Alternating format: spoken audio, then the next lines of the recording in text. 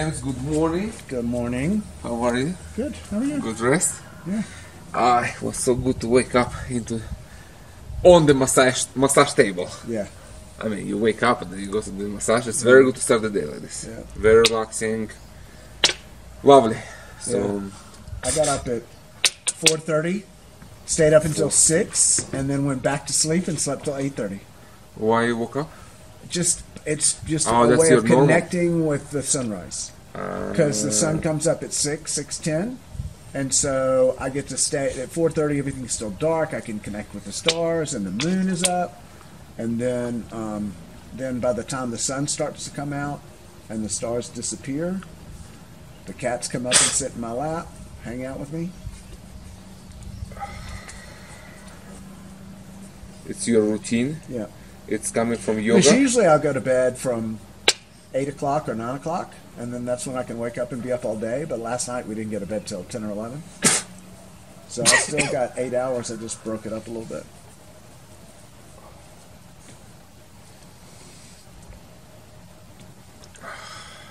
Okay. I made a mistake the other night What's that? when I was making cacao for everybody. You put more. No, I used maca instead. Why you can't tell the difference? Well, because I'm putting the maca in the jar I used to put cacao in, and I was so deep in the medicine that I just didn't notice it. And I'm sitting here, I'm making that cacao, and I'm like going, "This is the weirdest cacao I've ever made in my entire life." So we went downstairs. I went downstairs and I poured it for everybody, and they were like, "Oh, this is toasty and it's delicious," but it was too sweet. Like I used the normal amount of honey, and it was like twice too much sleep. And I'm drinking and I'm trying to figure out what the difference is, and I just started dying laughing. And I was like, I used maca instead, and the boys actually liked the maca better. So I wanted to ask you what your thoughts are on drinking maca at 8 o'clock at night. It's not a problem. It's not a stimulant, so it's Yeah. fine in that sense. But it has a different purpose. Yeah. It's apart that it's an aphrodisiac. Well, but also for everybody, it gives I mean, energy down to the mitochondria level. It's okay. It's Yeah. like it's a healthy stuff. It's a Yeah. healthy root. Yeah. But it has a different function than cacao, which you Yeah. use at night to kind of. But everybody, I and mean, nobody had stuff. any problem sleeping. And No, it's not it a was stimulant. just- You yeah. can have maca at night. Yeah. I usually do it in the morning, I do too. when I'm not I do like too, unless lazy. I'm deep in the medicine, I'll mix it up with cacao. Yeah, it's good. Like I make my shake, for energy and good. But it's not a stimulant, really. It's not right. It's okay to have it. Yeah. It will not keep you awake. That's But the it's thing. not the same kind of stimulant as cocoa. No, Okay. coca keeps you awake. That's why we do it now. Yeah. But at night, we don't want to be stimulated. Yeah. Isn't that? Yep.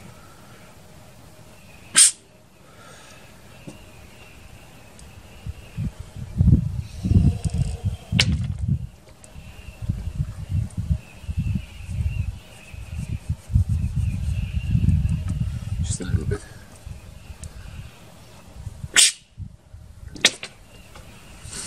Good. Perfecto.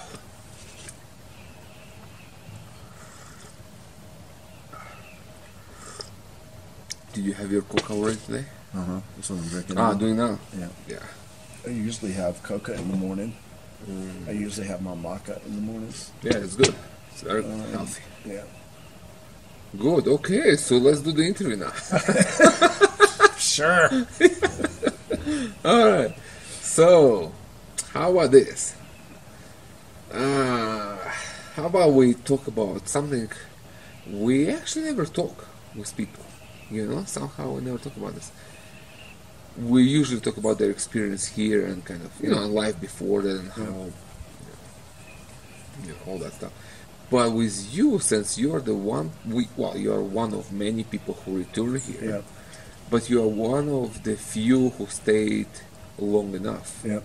to kind of to really go deep into the work. Yep. So I kind of lost track of your return. So you helped me out here. But maybe we talk about the benefits of actually returning to the medicine for the longer stay, and what is the difference between your first visit, second visit, third visit, Yep. and kind of talking about this, the idea of cyclical healing, how different that gets, how deeper it gets with each time. Okay. So, okay, maybe you want to start from the first round here. So the first time I came was in November of 2022. That was the one I came in. It was so short, and I did an ayahuasca ceremony and 2 Huachuma ceremonies. And in that visit, I wasn't completely So committed. let me just check if I'm recording. Yep. Just to be sure, so we don't talk for nothing here. Yeah, it's good. Sorry for it. Yeah, so the first time I came, it was testing the waters, sort of. Like, I came down here to meet you and to see what it was like sitting with the medicine. And my level of commitment was not much. And so that first visit with you really completely turned my head around and turned my views around. And so after that first visit, I was totally committed. I was like, that's when I committed, and I said, I'm coming back. We talked about it, coming back when we reopen in March, and I committed to at least 3 months, right? And that was literally me fully committing to Huachuma. And then after the first 3 months, I wound up staying a total of 8 months, which was humongously deep. Humongously, like so many things came up. And when I left in October of 23, I was still in the middle of that rage piece that we've talked about, where my addictions had come from, where my distrust in myself and my ability to push through things. And so when I left here, I had really completed everything I needed to do. Like in 8 months, certainly you can get as deep as you need to go, or I did. But then what I found was when I went back to the States in October of last year, this was a titanic shift for me while I was down here, and then coming back to the United States, to my farm and to all the different moving pieces that I had, was a lot. Like there was a lot of, it was that integration piece was incredibly important, because down here we're sort of in a bubble and we're protected, and we do the work with the medicine and we get busted wide open. And then it's really important to go back to your life and see how those shifts sort of manifest themselves in your life when you go back to it. And there was one piece that I was still struggling with, and when we were drinking Huachuma back at Twin Rivers, Huachuma immediately said, "Go back and see Sergey. You got to go now. Go now." So a month later, I came back a week, just showed up at your door, and I said, "Here's 2 things that I'm struggling with." And within one ceremony, maybe 2 ceremonies, we had sat with what that struggle was, and we came up sort of with a strategy for bringing more gratitude into my day, and really setting boundaries for myself, which I had not done, like letting other people sort of dictate the way my day was going, especially when you're running a farm. There's a lot of moving pieces. So really just like claiming my own space and saying, here's my day. Here's where I'm available, and if you need me, here's the window. The rest of the time, I'm in gratitude. I'm just not available. If you see me, you talked about it. If you see me walking around the farm, I'm not available.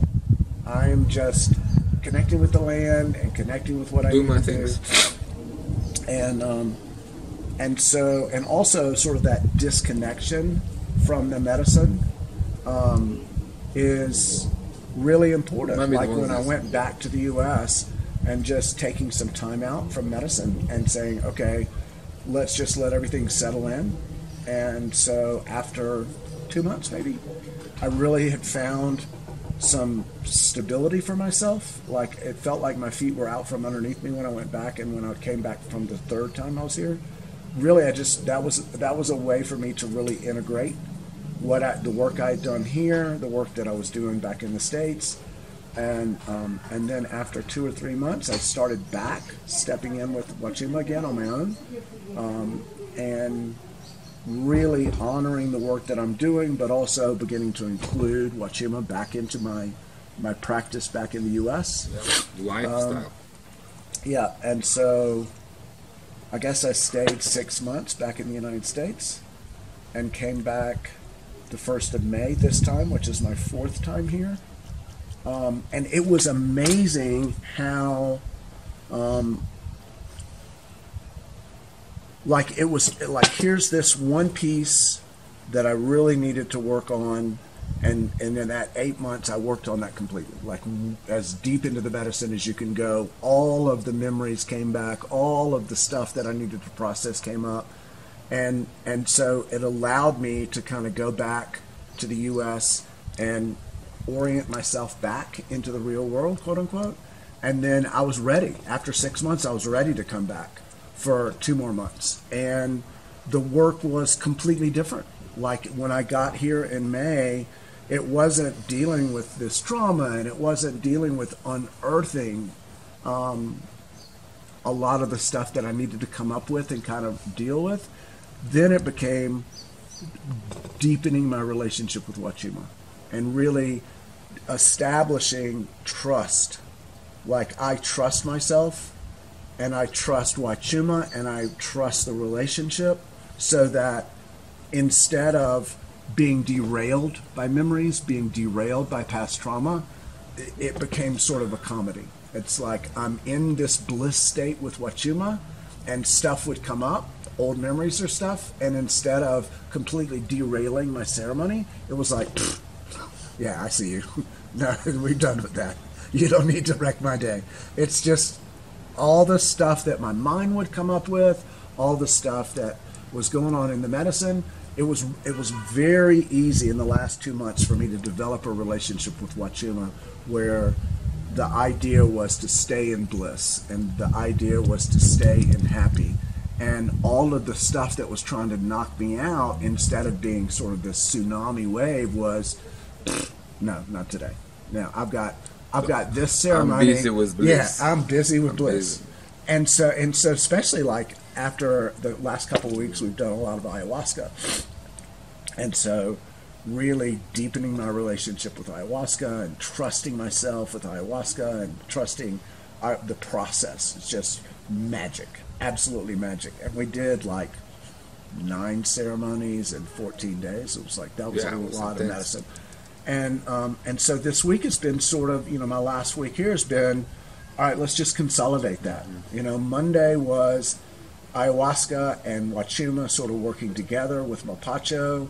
And then yesterday was just absolutely bliss. It was immediately dissolving into the medicine, staying in bliss all day. And if anything came up, it was like a fly. You just kind of swat it away and stay in it. And so for an entire ceremony, completely connected, completely trusting, being trusted, magic. So maybe, we can maybe summarize the healing you went through first time, like the long time that you stayed with us. Yeah. Actually, what, 6 months, 8 months? Yeah. Just for new people who just joined the channel and they're not aware of your transformative story. So kind of, like what was it? Like how it started and when did you go with it? Like how deep, how far back you went in healing? So kind of summarize. To begin with, when I came down here, I was smoking, so I was really addicted to nicotine and had been literally my entire life. And actually, before conception. Before conception. Both my dad and my mom smoked, and so literally Huachuma took me back to my memories of being in the womb, and this connection that I had with my mother, the connection that I had with her lifestyle, which has nicotine in it, which she was until she died. She was a smoker, and so all of that. Her mother was, and her father both. My grandparents were both addicted to nicotine. So not only did Then my mom smoked, but also part of her DNA was this addiction to nicotine. Then she passed on this addiction to nicotine. And so it's genetic, really. Yeah. It's in your genes. Yeah, it's in my, it's certainly in my behavioral DNA. You know, everybody in my family smoked. In the South, everybody smoked. When you would go to somebody's house, there would be a little jar of cigarettes unfiltered cigarettes that, you know, you just pick up, and everybody would smoke. I grew up with that. So, but that's interesting because your connection with your mother as an infant, as a fetus, Yeah.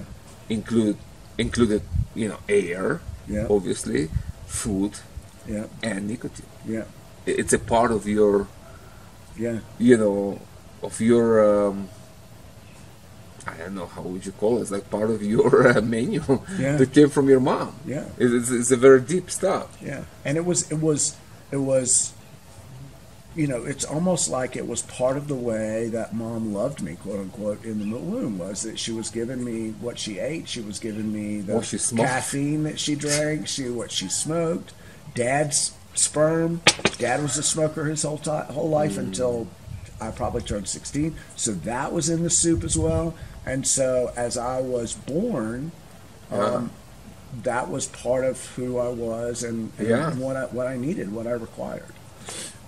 That's a very deep stuff. So how, you know, when the medicine was starting to show you that nicotine is a serious addiction that you need to get rid of, and as you were, you know, quitting in the process, how did you feel? Did you feel like a part of you was kind of dying by quitting? Yeah. Like, so within the 2 weeks, so I came down here on March 4th, and it was March the 15th, where we had not gone back as far, so I didn't understand as much, but Huachuma was really clear, and I was really clear that cigarette smoking was not part of my healing. And so it was time for me to make the choice to give up cigarettes. And so there was one day where I just knew it was time, and I took my tobacco that I rolled into cigarettes, and everything that I used to smoke, and I just dumped them out. And as soon as that happened, I just bawled like it was 2 hours worth of crying. Just this immediate emotional release, and it was there. I mean, it was crying. I can remember like feeling my 1-year-old self. I'd gone through a sickness when I was that age, and part of that was releasing the trauma from that. Part of it was, you know, my 4-year-old, my 8-year-old self just really needing to release, you know, feeling this addiction and really release it. And so it was all of this crying, just from every single age that I can remember. You know, my wailing sounded like a 1-year-old for part of it, and part of it sounded like an 8-year-old who really was distressed, and just everything got cried out. Just completely, just bawling and bawling and bawling for like 2 hours. And when I got done, I was so much lighter. I was so much freer, more, you know, just that energy had been released in me. And then, you know, from then, like once I made that choice not to smoke anymore, well, all of these feelings started to come up, like why I was smoking and what I was trying to cover up and what I didn't want to feel. And so the next section was, okay, I quit smoking. Now what do I do? How do I feel? Like, nothing. How do I learn how to deal with my life without covering it up with addiction, without covering up with nicotine? It's a powerful story, really. But you know what's interesting in that for me personally is that, you know, why people quit smoking here and quit all kinds of other things, and why my medicine specifically is good for that. Because it's not like often you hear like you drink some Huachuma here and there and ayahuasca and then you quit. Sometimes happens, but it's not really a thing in working with other people. It's because I did it myself. It's in my energy. I quit everything. I quit smoking with peyote in Mexico. Just threw my Marlboro into the fire, and that was it, you know. And other things too, like before. And, you know. So it's in my energy. It's the path I walked Yeah. myself. That's in my energy. That allows me to help others Yeah. to do it, because you really can take people as far as you go yourself in the medicine. Yeah. You know, so if I quit all the stuff, I can help you. If I transform my life, I can help you. Right. If I heal myself, I can help you. You know, those things that was done on myself, this is in my medicine. Yeah, it This is in your why, medicine. You know, this is why it's so easy. Yeah. People just remember this guy Peter from Belgium. Mm-hmm. It was him. I think it was. No, it was another guy from Switzerland. I forgot his name. 5 minutes conversation in the medicine. He quit smoking. Yeah. Like 5 minutes. We Yeah. literally spent 5 minutes, and he like, yeah, that's just stupid. Yeah. You know, that's it. Yeah. You know, after like years of smoking. So it's easier, of course, for each person different, but it's, generally speaking, it's easier Yeah. here in our energy field, because I walked this path Yeah. myself. I actually just realized it right now. Yeah. I didn't think about this, but as you were talking, I was like, yeah, that's why. Yeah. You know what I mean? Yeah. It's not just the medicine does it. Of course, the medicine shows you things, but is the person Yeah. behind that. you Well, know? so that your energy of releasing your addiction is in the medicine, and so Yeah. we keep up. We tap into that, and so it's really easy to tap into that here. Almost everybody that I know that has come down here that smoked is giving it up. We have people here like right now in the house. Yeah. It just happens like, okay, Yeah. no good, no more this, no more that, you know? Yeah. Alcohol, drugs, all the stuff that I had to quit. Yeah. You know, although I hated alcohol in my life, it's like it was Yeah. the worst drug ever in my life. Yeah. But I did it because of the people I was with, and that just was the environment. So, but I hated it. Yeah. I always prefer drugs to alcohol, you know. Mm-hmm. But still, I've done that, and it's just so. It's horrible. Mm-hmm. You know what I mean? Yeah. So because I've done all that, it's so easy to kind of just tap into our energy.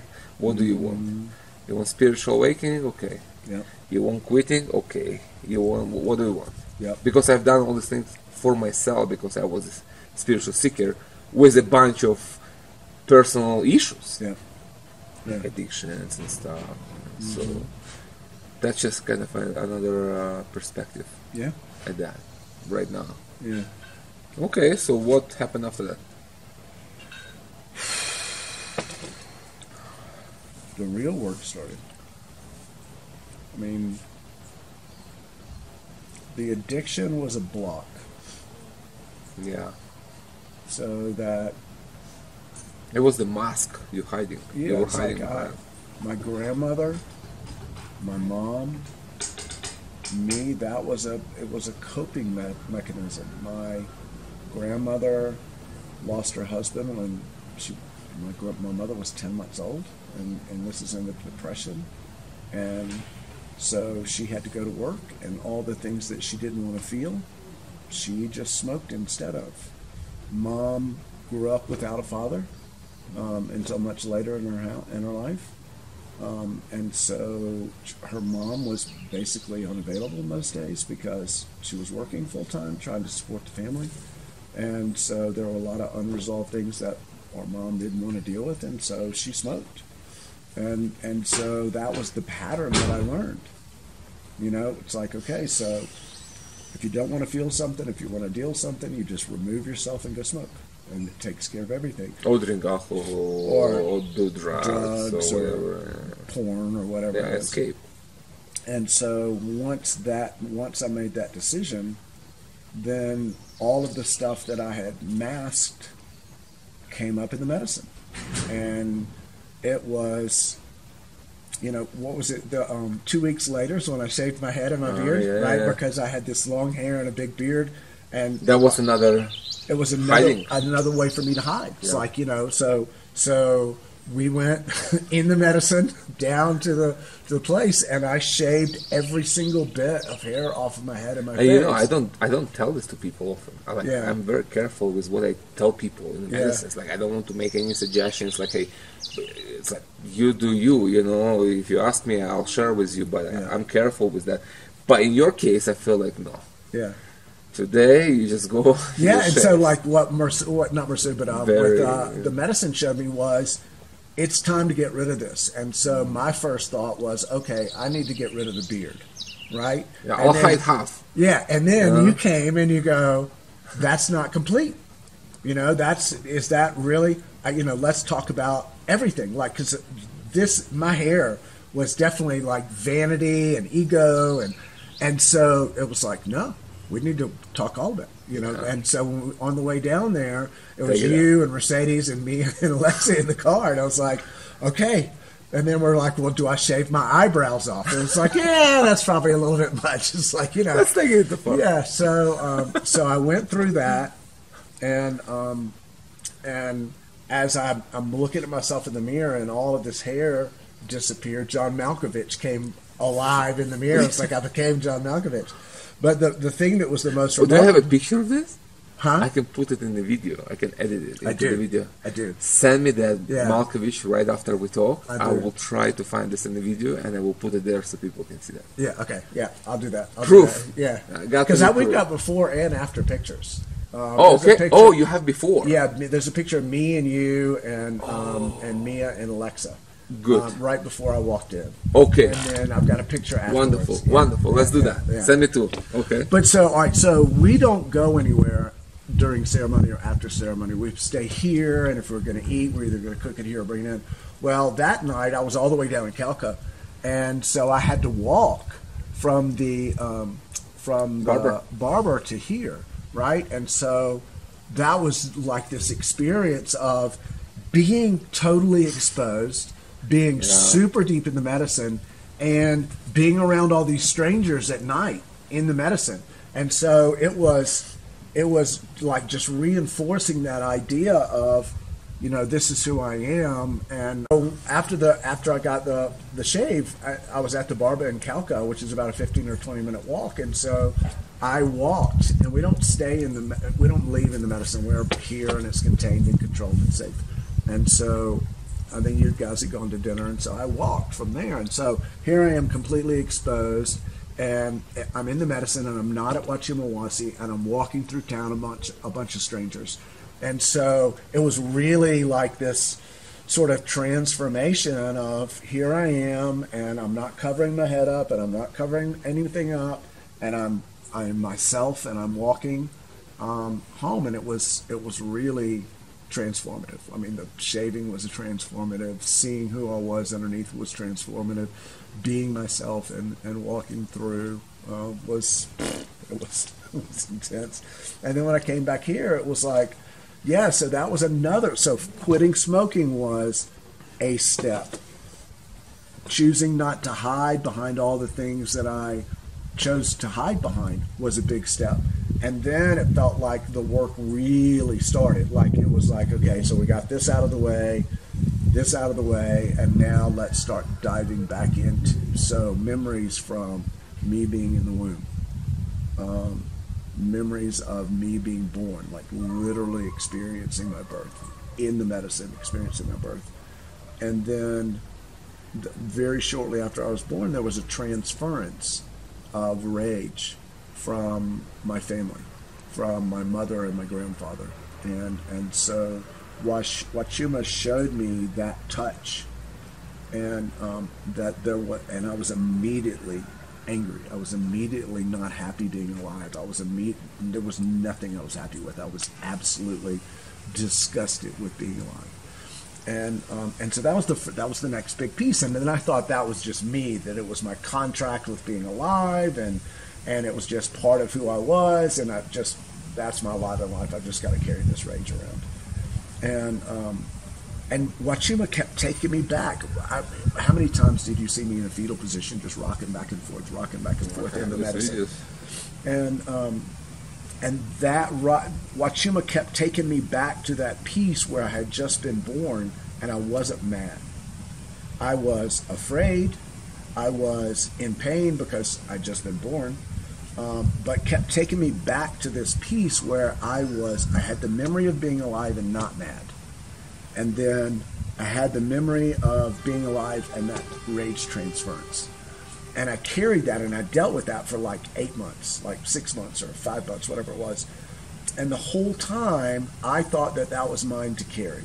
And Huachuma was trying to show me, ayahuasca was trying to show me that it wasn't mine to carry. And we went through many iterations of me experiencing the rage, expressing the rage, and all of the stuff, and being afraid to go back into the medicine because I knew that the rage piece was coming back out. And Huachuma kept taking me back and taking me back and taking me back to the point where that rage piece was normal, where it didn't frighten me anymore, but it was, I still felt like it was blended, like it was mine to own. And I carried that through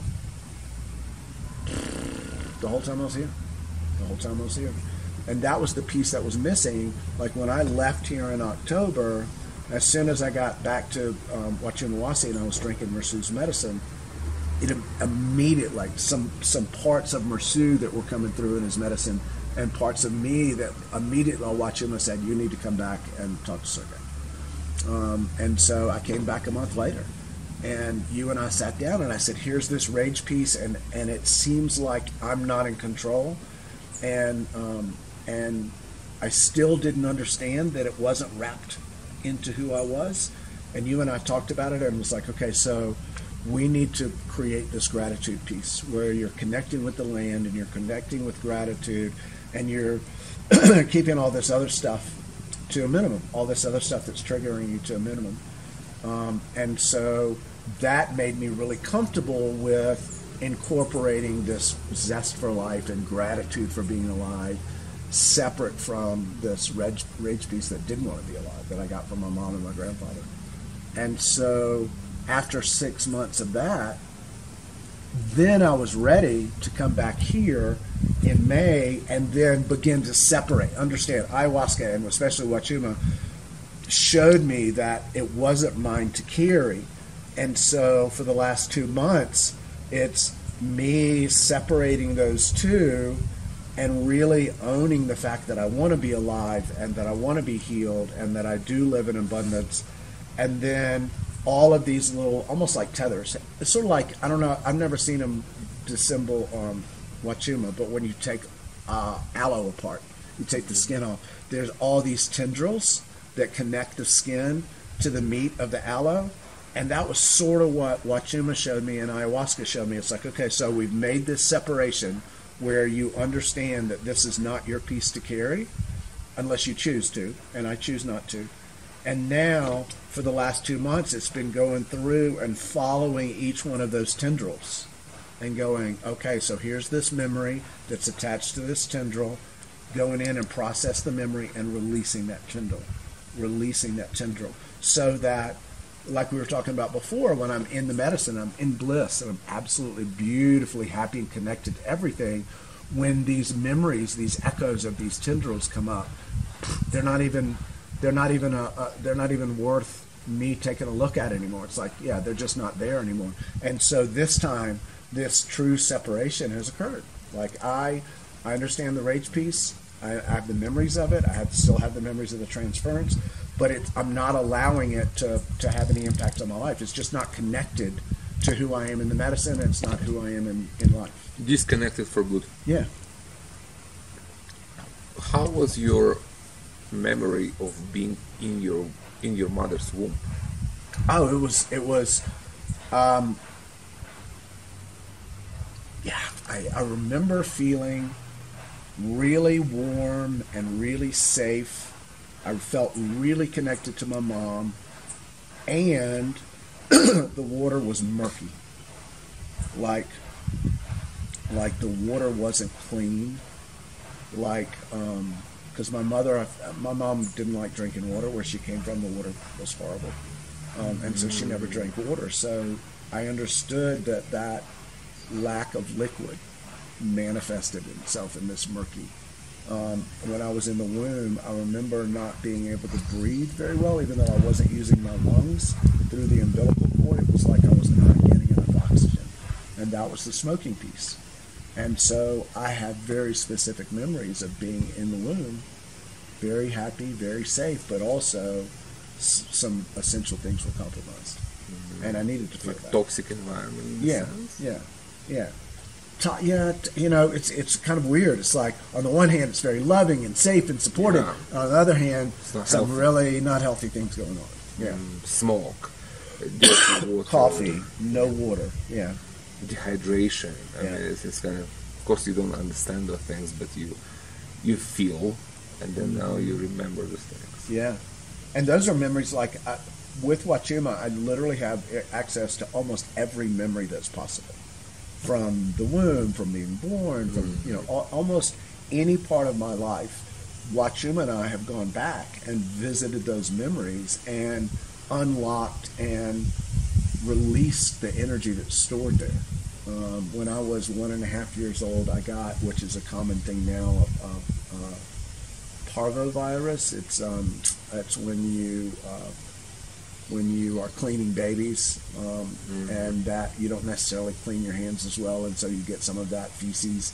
And so for babies, like my brother was born 1.5 years after I was, and when he was born, my mom was taking care of him and changing his diapers and everything, and I was 1.5, and I guess some of that, my brother's feces transferred to me, and I got this virus. And at the time, they didn't know how to do it. The antibiotics were not very high. And so I went through this humongous trauma of almost dying, having these really cold baths because they didn't know how to do anything about a fever other than put you in an ice bath. And so here I am at 1.5, just horrified and terrified and frozen and just all of these feelings like I don't want to do this anymore. I want to die. And then all of a sudden, being healed somehow, and going through that memory that this is some serious trauma. Like we go to the river, and so for the first 4 months I was here, I wasn't going in the river. I wasn't having anything to do with it. It's cold and it's wet, and I still felt trauma.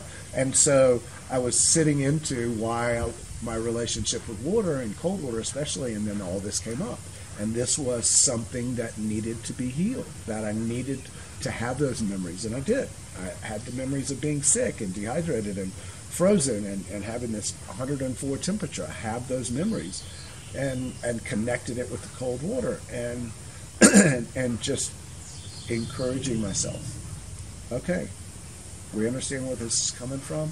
We need to release it, and it's time for you to heal your relationship with water. And so for 2 or 3 weeks, a little bit, I'd get in my feet, and then I'd get in up to my knees, and I would get in up to my butt, and then, I've been... Then you don't want to leave. Yeah. And then all of a sudden it was like, do I still feel that trauma? Is there still energy in that memory? Sure, there's some. But, I'm not going to be somebody who dives into ice water in the Arctic on choice. If I have to, fine. But it's not something that I'm going to actively seek. But that trauma's not there. Like that... My getting in the water is part of my ceremony every day. Get down there, all the way up, under the water, 2-3 times, and it washes away what I'm holding on to for that day. It's a really good way to, like, you wake up with something, your mind's busy with something or something, and you just get in the water, and when you get out of the water, it's not there anymore. It just disappears. One way I call Huachuma, one name, it's the memory restorer. Yeah. Huachuma restore your memory. Yeah. It's a memory medicine.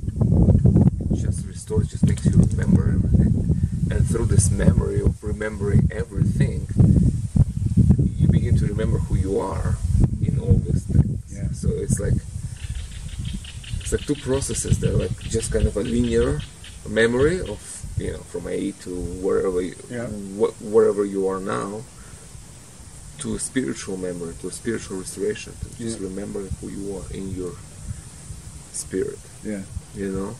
So it's kind of linear and vertical at the same time. Yeah. It's just an amazing process. Yeah, because there's not a memory that I don't have. Almost any time in my life, I can sit with Huachuma and that memory is there. And if if it's a burden, if that memory is holding on to energy, well, then that's the work, is let's free that energy up. The memory is the memory, right? But if it's If it's holding a part of your energy, if it's dictating some of your behavior now, 60 years later, then going back and freeing that memory, freeing that energy, and choosing liberation. Yeah. Through that process. Yeah. By freeing your memory, by first remembering, then kind of realizing the lessons, and then just letting it go.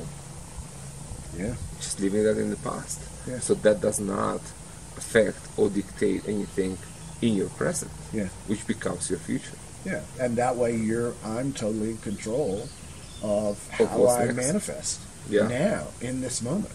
There's no anchor here, there's no anchor there, there's no anchor there. It's just me in this present moment. That's what I call getting, becoming in charge of your life. Yeah.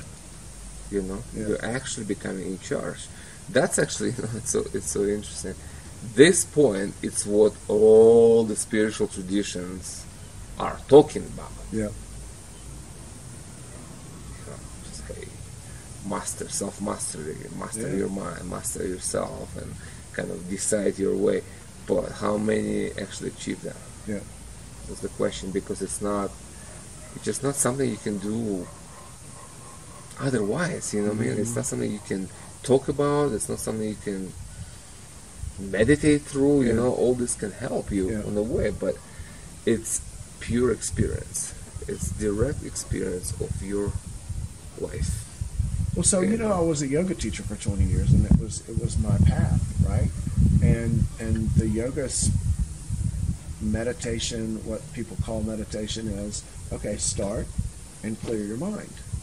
Well, there's no practice for clearing your mind, right? And so if you sit there for 20 years with stuff that you can't let go of, you're not going to progress anywhere. And with yoga, physically and all this stuff, technically, I did really well, still do really well with it. But that piece of liberating the energy from the past, that's the part that I never was able to achieve until I came and met you.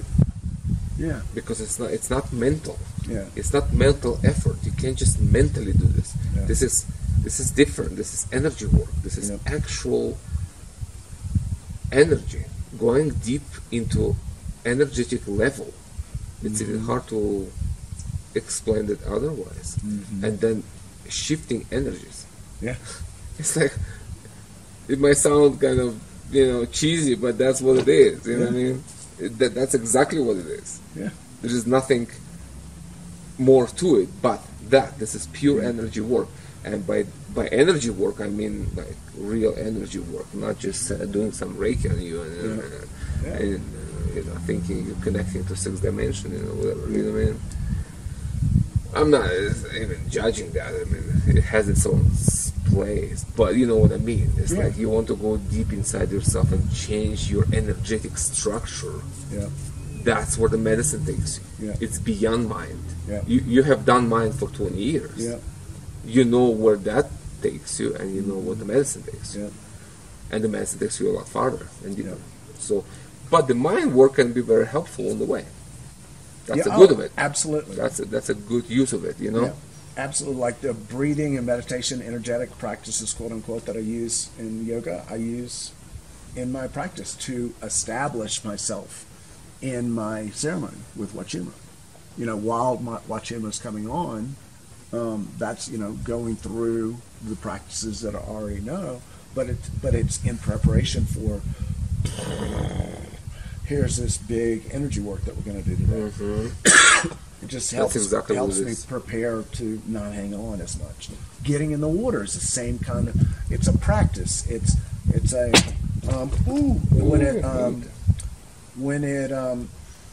getting in the water. It's just another way to help you release stuff that you're holding on in here to get to the point where you can just tap into the energy of the energy of everything.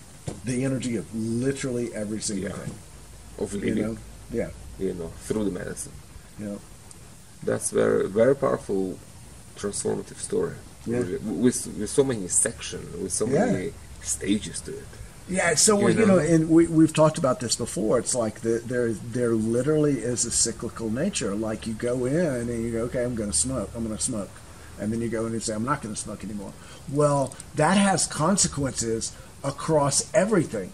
And then all of those consequences have to settle in and become sort of your new reality. And then you come to this next section and you go, okay, so I'm not going to hide behind anything. And I make that decision. Well, that has consequences. And it shifts all of everything from then on. And so you go in and you do this work, and then you settle with it, and you ground in with it until you're ready to do this next piece. And sometimes you can do it linearly, like stay down here for 8 months, or sometimes you come down here for a month or two, and you do this chunk of work, and then you're complete, and then you go back, and then you come back, and okay, and so now this next piece is what you work on. And those sort of, what do you call it, grounding into your new experience, you're getting used to, your new experiences are important. So here's the question for you. From your experience working with the medicine with us, how do you see now the intelligence of the medicine? Do you see it a random thing, or all this like stages and all these realizations, all this transformative process that you go through? Do you see it as a random thing? It's just whatever comes, or you see some kind of pattern in all this and kind of design for healing? Like, how, from your experience, how would you categorize that? So,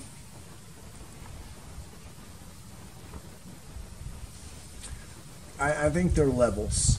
I think there's an intelligent design behind it, because if I come down here and I'm a smoker and I'm not going to quit smoking, there's only a certain amount that can happen, right? Mm-hmm. And it's not until I make that decision to quit X that this new door opens. These new possibilities open. And it's not random. It's not random, because then the next thing that comes up is the next thing that I can handle, right? It's the next, okay, now, I've quit smoking and this new set of doors open, and then I decide that I'm not going to hide, that I'm not going to hide behind all this stuff. Well, the new doors open. The new doors open, and so there's an incredible intelligence behind it, but it's also I have to step off the cliff. I have to be willing to let go in order to get to this next piece. And then once this next piece sort of solidifies, then there's a new decision that a new commitment to myself that I have to make. And then once I can make that commitment, then another new set of doors open, right? From that first ceremony, is everything possible?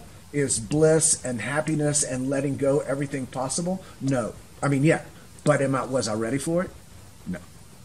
Then I did some work, and I got ready for this second decision, and I did some work, and I was ready for this third decision. And it's Huachuma would give me everything right off the bat. Has tried many times, and I pushed him away. But once I'm ready, everything is open and everything is possible. There's no, let me take you to Egypt because I think that's the most important thing. Well, no, what's going on? What's most relevant in my healing is this. I need to be in the womb. I need to go experience my birth. I need to jump in the water. I need, all these different things that are more important to everything else that Huachuma can show me. And all of those are still there. Access to those are all still there. But my work is somewhere else. My work is liberating some energy to allow me to really experience all of that. So do I think it's intelligent? Absolutely. Do I think it's limited by how much I'm willing to commit and step into? Yeah, absolutely. Yeah, both. Well, trusting the medicine, that's what I always say. People. Mm-hmm. Just trust the medicine. It knows you. Yeah. It knows you. That's the magic of it. Yeah. It's not just like you take something and then whatever happens. Yes, it's not like, okay, yeah, we'll just make some stuff up today and that's your ceremony. Yeah, that's it. That's not it. It's not like that. Mm-hmm. It's just, it knows you and it kind of leads you. Yeah. And it leads you as far as you are willing to walk. That's just the same thing. That's what I'm telling people here. Yeah. That's the truth. That's how I experience it. It's just There is a process that you have to trust. That's it. Yeah. And do whatever the work that needs to be done right now. Yeah. Not thinking about, kind of further steps prematurely. There are further steps, but you don't do this, that doesn't open. Right. Like, what's the point to even take you there if you're not even receptive to it? Like the medicine, it doesn't waste itself. That's in my experience. It doesn't just waste itself on you. If you're not there, it's not there. It's like, okay, give you this. Yeah. Just sit here, think about this.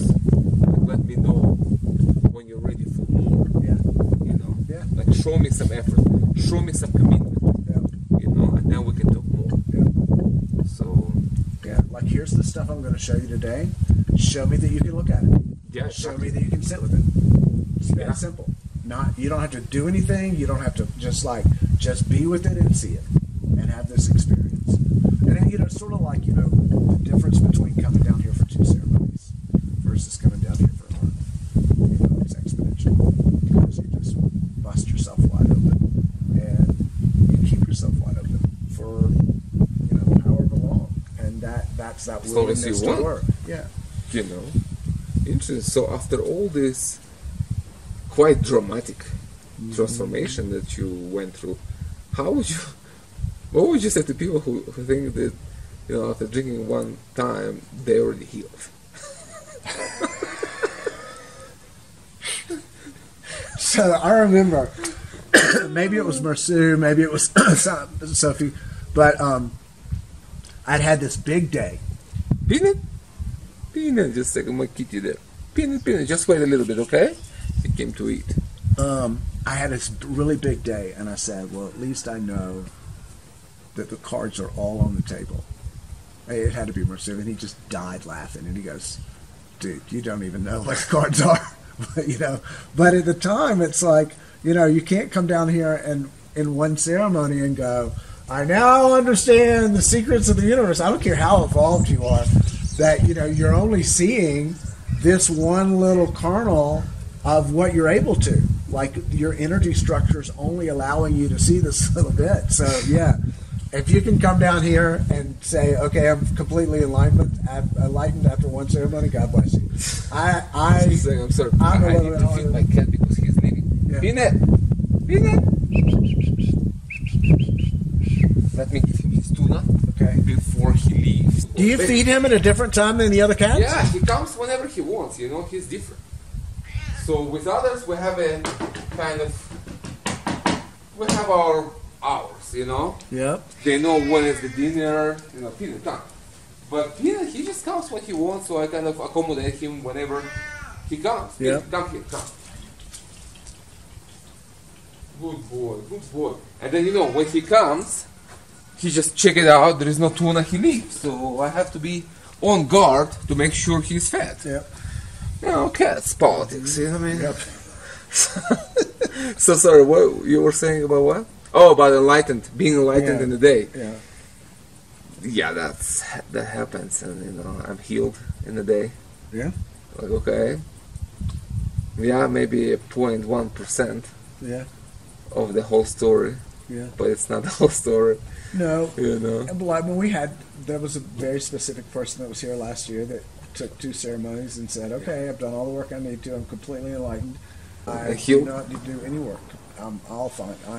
I am now completely realized and completely enlightened. Yeah. And they left, and within 2 days there was a really stressful situation that they got into, and this person absolutely had a complete meltdown, like not connected to reality, kind of meltdown. And I was like, you and I talked about it, it's like, well, if that's enlightened, okay, it's not the way I see it, but if that's the way that this person wants to be. Yeah, it's, what I see in that, it's like, I hear this said time to time, even recently we had one person who just stayed for 2 ceremonies, she's couldn't take more, And she's like, okay, I got it all. So I hear this, it's like, it's not. And I'm like, okay, you want to leave, you leave, it's up to you, I'm not forcing you. but I know what it is. You know, it's just like when it's really becoming like a deep water, it's like people just don't want to look deep into themselves. They just want to play with medicine. Yeah. They just want to. It's not to play with. This is serious stuff. This is serious business. It's to look deep inside to understand who you are and change. Yep. You know, of course, if you come with a certain idea of who you are, that will be shattered. Yeah. That it's like, you know, I'm this, I'm that, I already know everything. I'm like a psychedelic therapist and stuff. Yeah. That just will be blown apart. Yeah. Probably in the first day. Yeah. You Well, know? I know it's like, so I know when I came the first time, I had constructed myself in a certain way, and that construct needed to be completely destroyed, which we did when Yeah. we came back in March. And then this new construct got created. Okay, I'm a non-smoker, and so blah, blah, blah, blah, blah. This new construct also had to be completely destroyed so that this new piece could come in. And then I begin to coalesce again into this sort of semblance of myself, and then that structure needs to be destroyed so that every time my mind comes up with, yeah, I'm in charge and I know what I'm doing around whatever this new information is, well, that has to be, for me anyway, it has to be destroyed. Like, until the point where I'm not really holding on to any preconceived ideas at all. You know, when I'm coming into the medicine, it's like, okay, here's what's pissing me off this morning, or here's what I'm thinking about this morning. Don't need it. It's just not a part of my day. It's not a part of who I am. You get in charge. Yeah. It's like you get control over your mind. That's what it is. It's like you're not burdened by thoughts that you don't want to be burdened. No. You have a choice. You can look into things like in the medicine. You can look or you don't. Okay, I don't want. I'll visit it later. Right now, I want this. You know? Yeah, and there have been times where I've said, I'm not dealing with that today. You know, and I wasn't ready. You know, and then a week later, a couple of ceremonies later, it comes up again. It's like, okay, so I've gotten over my, you know, my resistance, and so well, let's sit with it. But isn't it like great quality to have, like an ability to choose what do you want to pay attention to, and what do you want to think about, and what do you want to, how do you want to spend your time? Yeah.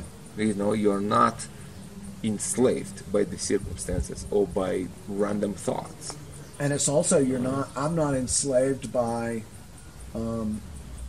this thought frightens me, or it's like, yeah, those are thoughts, yeah, and I'm just not want to deal with them, as opposed to these are thoughts that I'm afraid of, this is a memory that I'm afraid of that I won't look at, right? And so that's that kind of liberation that I'm able to create. It's like, okay, so whatever comes up, I'm not holding on to any energy in it anymore.